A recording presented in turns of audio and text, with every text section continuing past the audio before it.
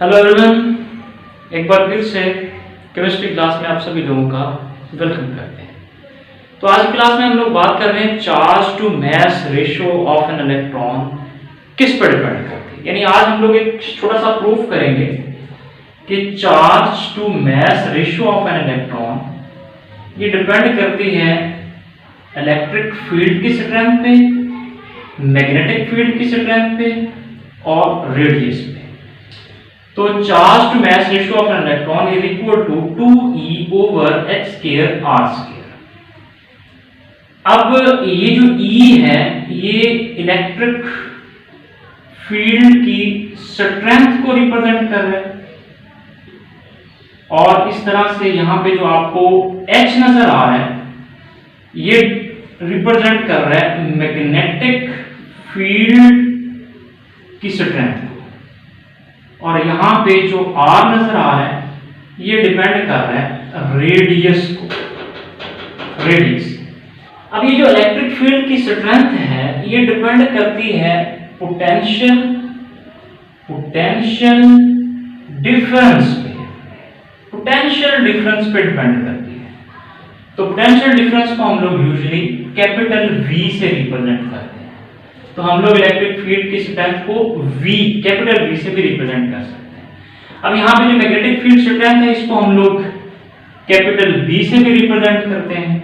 तो अगर हम लोग इस इक्वेशन को थोड़ा मॉडिफाई करें तो हम इसको ऐसे भी लिख सकते हैं E over m is equal to ये पोटेंशियल डिफरेंस कैपिटल V और यहाँ पे आ गया B स्क्वायर R स्क्वायर।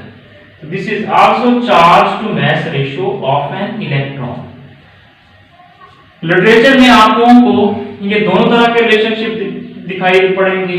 कुछ बुक्स में चार्ज टू मास रेशियो इस हिसाब से मॉडिफाई की होगी, कुछ बुक्स में चार्ज टू मास रेशियो जो है वो बराबर होगी 2EH के रास्ते। इससे कोई फर्क नहीं पड़ता क्योंकि बात एक ही है। तो आज की क्लास में हम लोग यही प्रूफ करने जा रहे हैं कि E ओवर m कैसे 2v b square r square के इक्वल होती है या 2EH स्क्वायर r स्क्वायर के इक्वल होती है। तो चलिए शुरू करते हैं आज का टॉपिक। तो लेट्स सपोज यहां पे हमारे पास है मैग्नेटिक फील्ड, इसको हम इस तरह से रिप्रेजेंट कर रहे हैं। ये है जी हमारे पास मैग्नेटिक फील्ड, ये हमने मैग्नेटिक फील्ड को रिप्रेजेंट कर दिया यहां पे। अब ये हमारे पास इसकी जो स्ट्रेंथ है इसको हम लोग B से रिप्रेजेंट कर रहे हैं। ये हमारे पास इलेक्ट्रॉन है जो वेलोसिटी v के साथ जैसे इस मैग्नेटिक फील्ड में से पास होगा तो क्या होगा, इसकी डिफ्लेक्शन हो जाएगी। अब ये इलेक्ट्रॉन है, इसका जो मास है वो m है, इसके ऊपर जो चार्ज है उसको हम E से रिप्रेजेंट कर रहे हैं। ये जिस वेलोसिटी के साथ मूव कर रहे हैं इसको हम लोग v से रिप्रेजेंट कर रहे हैं। इसको मूव करवाने के लिए जो हम लोगों ने इसको पोटेंशियल डिफरेंस अप्लाई किया उसको हम लोग कैपिटल V से रिप्रेजेंट कर रहे हैं। अब जैसे ये मैग्नेटिक फील्ड में से पास होगा तो ये यहां से डिफ्लेक्ट हो जाएगा, और जब ये डिफ्लेक्ट होगा तो यहां पे जो एंगल बनाएगा मैग्नेटिक फील्ड की स्ट्रेंथ के साथ, जो एंगल बनाएगा मैग्नेटिक फील्ड की स्ट्रेंथ के साथ, उसको हम लोग थीटा से रिप्रेजेंट करते हैं। ठीक है। अब जैसे ही इलेक्ट्रॉन इस मैग्नेटिक फील्ड में से पास होगा, देन अकॉर्डिंग टू लॉरेंट्ज फोर्स, तो लॉरेंट्ज फोर्स के अकॉर्डिंग इस इलेक्ट्रॉन के ऊपर यहां पे जो मैग्नेटिक फील्ड स्ट्रेंथ में से जैसे ही पास होगा, मैग्नेटिक फील्ड में से पास होगा, इसके ऊपर जो फोर्स लगेगी दैट इज Fb, और ये बराबर होगी charge on electron, velocity of electron multiply by magnetic field strength. इस क्रॉस प्रोडक्ट को जैसे हम लोग सॉल्व करेंगे तो ये बन जाएगा EVB sin थीटा।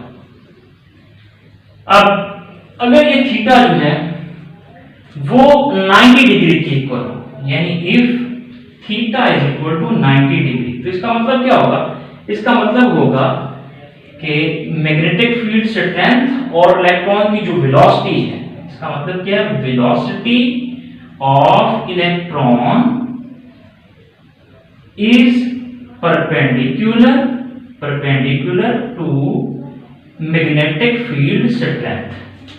तो यहाँ पे अगर हम लोग 90 पुट करें तो ये EVB sine 90 degree, sine 90 degree 1 के बराबर है, तो इसके साथ जब 1 मल्टीप्लाई होगा तो किसके बराबर आएगा, FB is equal to EVB। ये लॉरेंट फोर्स के अकॉर्डिंग हम लोगों ने इसको थोड़ा मॉडिफाई कर दिया। इसको हम नाम दे देते हैं इक्वेशन नंबर 1। अब जैसे ही इलेक्ट्रॉन मैग्नेटिक फील्ड में से पास होगा तो इस इलेक्ट्रॉन को सर्कल में घुमाने के लिए इसके ऊपर एक फोर्स लग रही होगी जिसको हम बोलते हैं सेंट्रीपिटल फोर्स, जो कि मैथमेटिकली इक्वल होती है Fc is equal to mv square over r। इसको हम लोग नाम दे देते हैं इक्वेशन नंबर 2 का। तो ये दो फोर्स लग रही हैं इलेक्ट्रॉन के ऊपर जैसे वो मैग्नेटिक फील्ड में से पास होता है। अब इन दोनों इक्वेशन को हम लोग कंपैरिजन करते हैं, कंपेयर इक्वेशन 1 एंड 2। तो जैसे हम लोग इन दोनों इक्वेशन का कंपैरिजन करेंगे, कंपेयरिंग इक्वेशन 1 एंड 2, तो दोनों की लेफ्ट हैंड साइड इक्वल है तो राइट हैंड साइड जो है वो भी इक्वल होंगी। तो ये बराबर हो जाएगा EVB is equal to mv square over r। एक v से एक v कैंसिल हो जाएगा, हमारे पास बच जाएगा EB is equal to mv over r। हमने चार्ज का मास रेशियो कैलकुलेट करनी है, तो m इधर आके डिवाइड हो जाएगा, E over m is equal to ये b इधर जाके डिवाइड हो जाएगा, तो m और यहाँ पे बन जाएगा हमारे पास v, सॉरी m नहीं आएगा क्योंकि m तो इधर आ गया है, v यहाँ पे क्या बचेगा हमारे पास v ओवर ये b और यहाँ पे r। तो ये रिलेशनशिप हमारे पास ड्राइव हो जाएगा। इसको हम लोग नाम दे देते हैं इक्वेशन नंबर 3 का। यहाँ पे v वेलोसिटी है, b मैग्नेटिक फील्ड की स्ट्रेंथ है और r जो है वो रेडियस है, सेंट्रीपिटल फोर्स इसको जो दायरे में घुमा रही है यहाँ पे, तो यहाँ पे जो रेडियस बनेगा उसको रिप्रेजेंट कर रहा है r। तो अब ये जो वेलोसिटी ऑफ इलेक्ट्रॉन है ये किस पे डिपेंड करती है, इसको हम लोग थोड़ा कैलकुलेट कर लेते हैं। इसको मैं रेज कर देता हूं यहां से। अब इलेक्ट्रॉन की जो वेलोसिटी है इसको हम कैलकुलेट करते हैं। देखिए इलेक्ट्रॉन की जो काइनेटिक एनर्जी है वो किसके बराबर है, वो बराबर है हाफ mv स्क्वायर। और इसी तरीके से जो इलेक्ट्रॉन के ऊपर हमने पोटेंशियल डिफरेंस जिसको हम कैपिटल V से रिप्रेजेंट कर रहे हैं, ये अप्लाई किया हुआ है मूव करवाने के लिए, इसको मैग्नेटिक फील्ड से पास करवाने के लिए हमने इसको पोटेंशियल डिफरेंस दिया हुआ है। खुद ब खुद थोड़ी मूव कर रहा है, हमने इसको कोई ना कोई पोटेंशियल डिफरेंस अप्लाई किया हुआ है। अब ये जो पोटेंशियल डिफरेंस होता है ये किसके बराबर होता है, ये बराबर होता है वर्क डन और चार्ज के। तो इधर से अगर हम लोग वर्क डन को यहां से कैलकुलेट करें तो किसके बराबर निकलेगा, ये work done is equal to, ये इधर जाकर मल्टीप्लाई हो जाएगा, ये बन जाएगा E और ये V। अब ये जो वर्क है, वर्क डन, ये जो वर्क है it is also form of energy, ये भी एनर्जी की ही एक फॉर्म है।